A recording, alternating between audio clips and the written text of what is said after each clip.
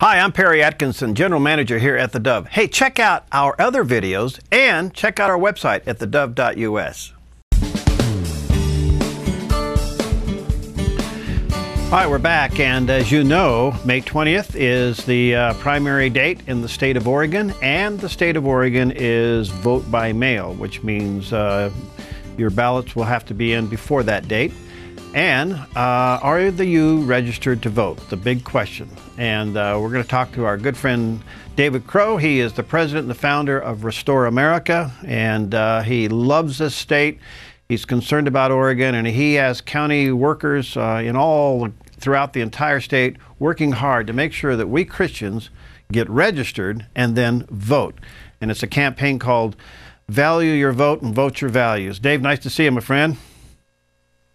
Well, we haven't got you plugged in audio-wise. What are we doing here, guys? We got to get a little audio on you here in just a second. Hold on, Dave. We'll get you restarted. I will say this. I like your shirt. Are you in Hilo, Hawaii? Look at that. Well, I'd like to think so. However, I have bad news for you. This is a very old shirt. Oh. Well, anyway, I had to make fun of that. That's classic. Good to see you. How you doing, bud? Good. All right, so here we are. Today is the 10th, and so what do we have, 19 days to get registered? You got that right. 19 days doesn't seem very long, but if people really get in gear and get serious about their vote and wanting to vote, they need to re-register. A lot of folks don't realize if they haven't voted in a couple of years, a couple of cycles, then they could be easily removed from the voter registration. And a lot of times it's kind of surprising when they don't get that ballot and they check in and they realize they're not registered. Or if they've gotten married, if it's a lady, if she's gotten married, changed her name, she needs to change that. If anyone's moved, they need to re-register. So it's extremely important that people recognize that the primary is far more important than you have been led to believe. The secularists are very quiet about that. They really don't want to mobilize the sleeping giant across the country. And as you know, they know as well as we do that there's over 30 million who are eligible, evangelical, Bible-believing Christians who are eligible to vote. But if they're not registered, they don't vote. And if they're not interested, they don't vote. So there's millions on both sides of that equation that could change. Even if we had 5 million more, and you and I have talked about this numerous times, even if we had 5 million more turnout, the complexion of our Congress and the White House would change. And we would go back to the type of things that made us a great country and take responsibility fiscally, morally, socially. And all of those things could really make the difference. And it's in our hands as Christians because we're the largest voting bloc in the nation. So it's up to us. All right. Let's bring that home to Oregon, some round numbers in Oregon, because if we just bump those numbers a little bit in the state of Oregon, you can pretty much sway any election and any ballot measure. That's exactly right, Perry. Most Christians don't realize this. The Pew Forum, if they go to the Pew Forum on religion and public life and do some searching, they can find a map of the entire United States, and they can click on whatever state they want and find out what percentage of the population are evangelical Christians. And we're right on top of the list in Oregon. We're 30% of the population. The national average is 26%. We're 30%. So when you compare that to the census figures out of the federal government, but more specifically and more accurate is the Portland State numbers on our census and growth and population, 30% puts us over 1 million people. 1 million folks are evangelical Christians in Oregon. And when you break that down, if you're under 18, you can't vote. There's some other reasons too, but it comes out to a little over 900,000 Oregonians are evangelicals who are eligible to vote. And there's well over 300,000. George Barna, if you use his figures, puts it somewhere around 355,000 evangelicals in Oregon don't vote. And so that's a huge number. So when we're talking about mobilizing the Christian vote to vote for those candidates who hold their values, and one, of course, is the pro-life issue, the life issue. The other one that's on people's minds is the marriage amendment. And you know there's things going on there that we could talk about too. But so it's very, very important for Christians to understand that their vote is extremely important. If you want to put forth candidates that are conservative and you want to turn out your vote in the fall, we can elect a different legislature. We can elect a different governor's position, or office, I should say, and across the board, congressionally and senatorially, specifically the senatorial race. And we can talk about that later, too. Yeah, I want to get into that. All right, before we take a break, again, let's recap the essentials here. April 29th is the last day to register to vote. And if you've changed your name, you've changed your address, or you haven't voted in a couple cycles, you should get registered to vote. That's just absolutely basic. The other thing is, if you don't know you've registered to vote, or you are registered to vote, and you have signed a petition, it's very possible you would disqualify that whole page of signatures if you are not registered to vote. And so these things are synonymous. We have an incredible couple of items on the ballot, and there's some petition drives going on. You've just got to get registered to vote. And before I take a break, Dave, just say to the pastors who are struggling with this, because this is totally legal, they've got a couple of Sundays left where they could do voter registrations in their foyer. Speak to that just for a moment. On all fronts, pastors, hear me. I'm an ordained minister myself. I pastor churches, and I've done the research for years and years and years, from Matt Staver, Liberty Counsel, ADF, Alliance Defending Freedom, down, you name it, across the board. It's very, very clear, if you go to any one of those sites, that pastors have a lot more freedom, and we certainly have the freedom in our churches to register and vote. There's absolutely no law anywhere in the states that says that we can't register to vote in our churches, and that's extremely important. All right. All right, let me take a break. When we come back, I want to get into a couple of candidates and a couple of issues with Dave Crowe, president and founder of Restore America. And you may want to go to restoreamerica.org. Is that right? Yeah. Yes. restoreamerica.org, and he's got everything we're talking about is on his website. It's an incredible resource for you, and support what he does. We'll be right back.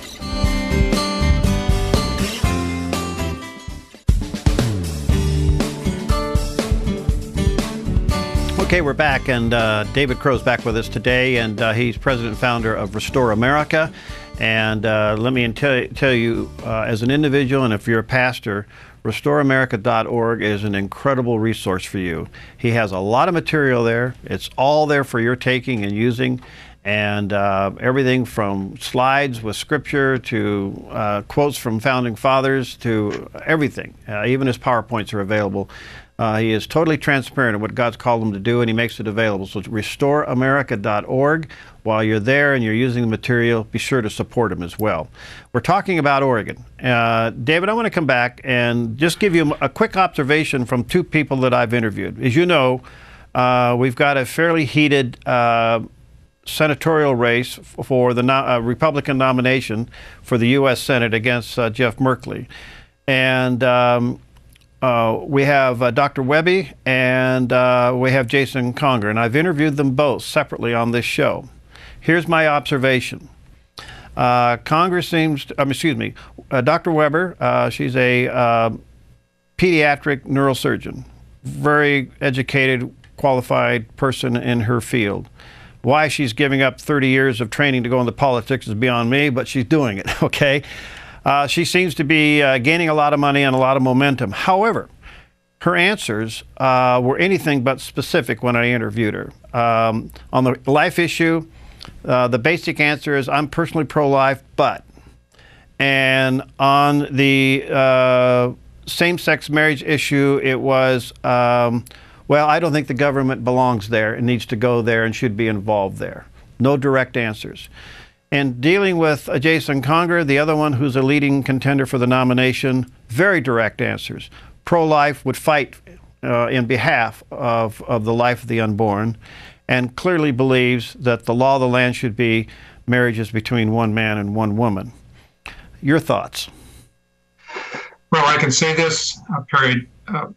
Number one, I've known Jason Conger for several years. I met him in Bend when I lived there before he ran for the legislature. And there was no doubt in my mind with the luncheon that I had with he and Dennis Dixon, a pastor at that time in Bend. He is a totally committed Christian man. Doesn't wear it on his sleeve, but in his heart, that's where it's most important. I interviewed him for 2 hours in his home on the 20th of March, the last time I was in Oregon. For 2 hours, I sat with him and his family, with his wife and his kids. His kids are full of the Spirit.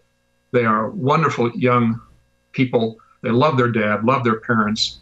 It was evident that this is truly a Christian home and a Christian family. And for 2 hours, we talked together.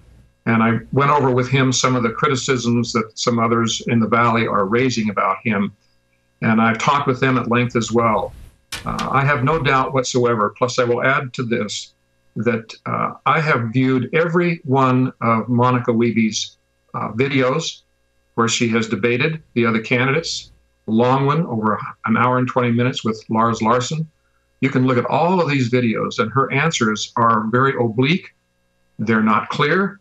It is obvious that she is not clearly committed to a pro-life position, but she is more committed to, it's your choice. It's a matter of choice, up to you, it's up to you, on both of these issues. So don't count on her going back to Washington, D.C. and truly representing our values.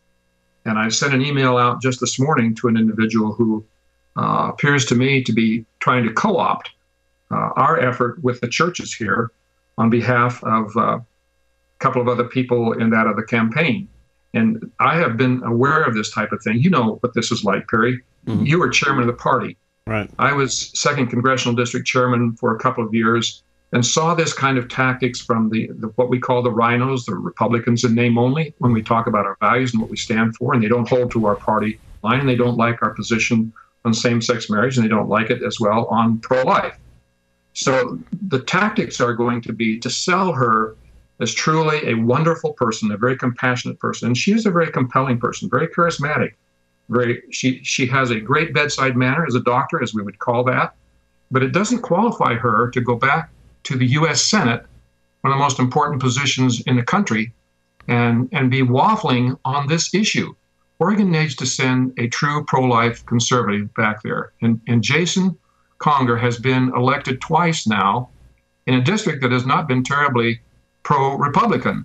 But he's been elected twice. He's done a good job. And most, if not all, of his Republicans there in the legislature have endorsed him and not Monica Weeby. So I can't speak strongly enough. I'm going to personally go out, apart from my position with Restore America, and do everything I can to let Christians know, don't be deceived by the mail that you get. It's going to be sweet. It's going to be nice. It's going to be misleading. And the right candidate is Jason Conger. It's just as simple as that. All right. The other big issue is there's still a petition drive going on. We have until Mother's Day weekend to gather the signatures to stop taxpayer abortions in the state of Oregon. There's 11 abortions, 11 babies being killed a day in this state. And guess what, folks? Your tax dollars are paying for it. I just want that to sink in. 11 babies will die today, and their death will be paid for by your tax dollars. We have something we can do to stop it. Fill us in on that petition, Dave. Well, I had Jeff Jimerson, who is chief petitioner of that drive, which we're doing everything we can to promote that, as well as voter registration. And of course, voter registration spills over to this as well. Christians need to know about this. They need to sign it. It is our opportunity to get it on the ballot. And we're not simply saying, we'll change the law with your signatures. We simply want to put it on the ballot for Oregonians to vote on, because we believe that most Oregonians will find that alarming and something that they don't want their taxpayer dollars to be used for. And that includes a lot of people who don't necessarily agree with us. So we simply want to take it out of the hands of the Oregon Supreme Court, which years ago passed this. The Oregon Supreme Court. You heard very little about it. It has only been recently when Jeff Jimerson and some of his younger guys working with him. This is a young team of people. These are younger, upcoming Oregonians who have a real stake in the future of this state. And they're pro-life. They're wonderful people. We need to get behind them. And when you have over 900,000 evangelical Christians in Oregon who are eligible to vote, and you can only get 45,000 signatures, we need 150. I will say I've been very pleased to get feedback and emails from several pastors in the Rogue Valley that attended our little seminar that we put on, showed them all of these things. And they've emailed me back and said they were very excited. Their people are excited. They're signing up, voter registration. They're signing the petitions. We had a big church in Salem just the other day that had voter registration on one Sunday, and the guy reported back to me they had 450 signatures on the petition. They signed up 25 more people to register to vote. The following Sunday, they had 170. So when pastors lead, people get excited about this because they're concerned. They want their leadership. So enough said about that. I'm just very, very pleased with what's happening around the state as people are waking up to these facts. And that's what our job is, Perry, is to really inform Christians so we don't get bowled over and turned aside by ignorance. We don't need to do that. On that issue, it's the same thing as the voter registration. This is totally legal to do inside the four of a church, correct? Absolutely. Absolutely. The pastor can call for this with, this is not a party issue. It's about life. It's about our salt and light responsibility to speak truth and to speak light into the society in which we live for the benefit of our neighbor, for the blessing of God upon our nation. We say we're a nation under God. It's on our money. Elsewhere, you go back to Washington, D.C., it's everywhere. Our foundations are truly Christian. If we want to maintain the blessing of God in this country, we need to pay attention to that. Voter registration, signing these petitions. Oregon has a great opportunity with our initiative and referendum process to put things on the ballot. And we have the votes to do it. We have the signatures to do it. So enough of our churches engage, which they are starting to do, you're going to see a real upswing here in the voter, not just registration, but the signatures on the petitions. And we ask you, don't stop now. Put your energy behind it. Make a commitment to it. Get out there and find ways. Go to their website. Perry, you can share that website. Is it Oregon 2014? Mm-hmm. Or 2014 Oregon? Right. Oregon 2014. Stuff. Okay. Yes. They can go to that. It's a .org site. They can go to that and find out fabulous information there. It's well done. These young people have done a phenomenal job. So we need to get behind them. It's important. It's important that we put this on the ballot for all Oregonians to decide. David, you traffic with a lot of other leaders in organizations such as Restore America, and there's been a time where we were losing a lot of things, but now I'm beginning to sense a turnaround and a pushback. Do you feel that as well? Absolutely. Every time I go to Oregon, I experience that. I know what's happening. You just have to get in. More people just need to be aware. So everyone can use their email. Everyone can use their Facebook or their Twitter or whatnot. Point them to this new site. And by the way, I wanted to mention to you that yesterday we brought up our new site. You know, we've been working with United in Purpose, who put on the conferences in San Francisco and again in Dallas, only to a much larger group across the nation. Our new site, built by United in Purpose, which we want people to go to. This is actually the preference over our Restore America site, which we're rebuilding and is out of date. But the new one is Let's Vote Oregon. Let's Vote Oregon. That's letsvoteoregon.com. Right. You go there, and it will tell pastors, it will tell anybody who goes there, the materials that we have, everything that you can use, videos, tools, posters, bulletin inserts. You cannot believe the wealth that's on that site. Far better than what we have, and it's very pointed towards mobilizing the Christian vote in the 2014 election starting now. So we only have 19 days left. So it can be done. Go to that site. I would encourage everyone, go to the site, look at it, forward it to your pastor or your pastoral staff, to the business, your business associates in the Christian world. Get the word out, get behind it, build the momentum. And Perry, I can't thank you enough for having me on so I can share that too, because, you know, we just don't get the press. We can't afford that. They're not necessarily our friends. Some are, some aren't. But it's really difficult to get the message out to Christians. So your radio station, your TV program, very, very important. How do you view 2014 nationally? Do you see some changes from your perspective? Well, I wish that Speaker Boehner had not come out and said, we're going to win the Senate.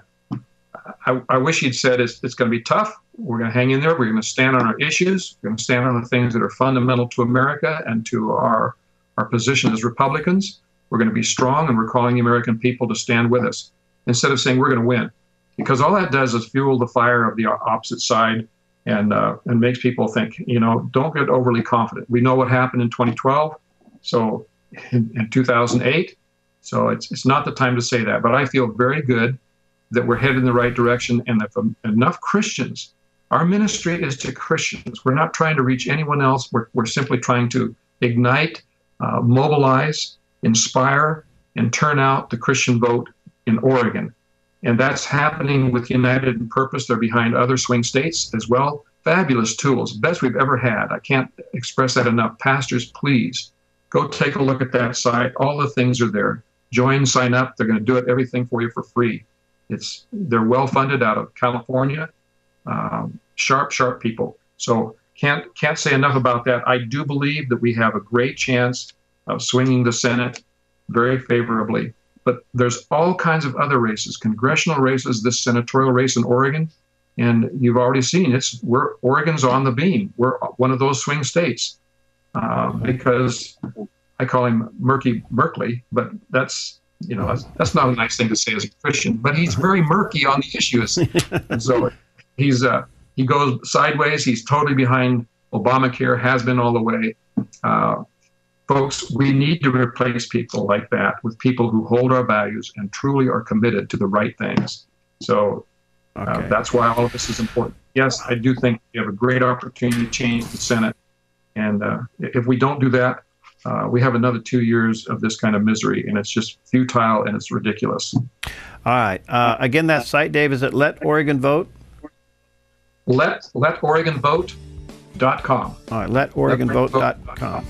All right, check that out. It's LETS, Let'sVoteOregon.com. So I'm getting familiar with it myself. Okay, Let'sVoteOregon.com.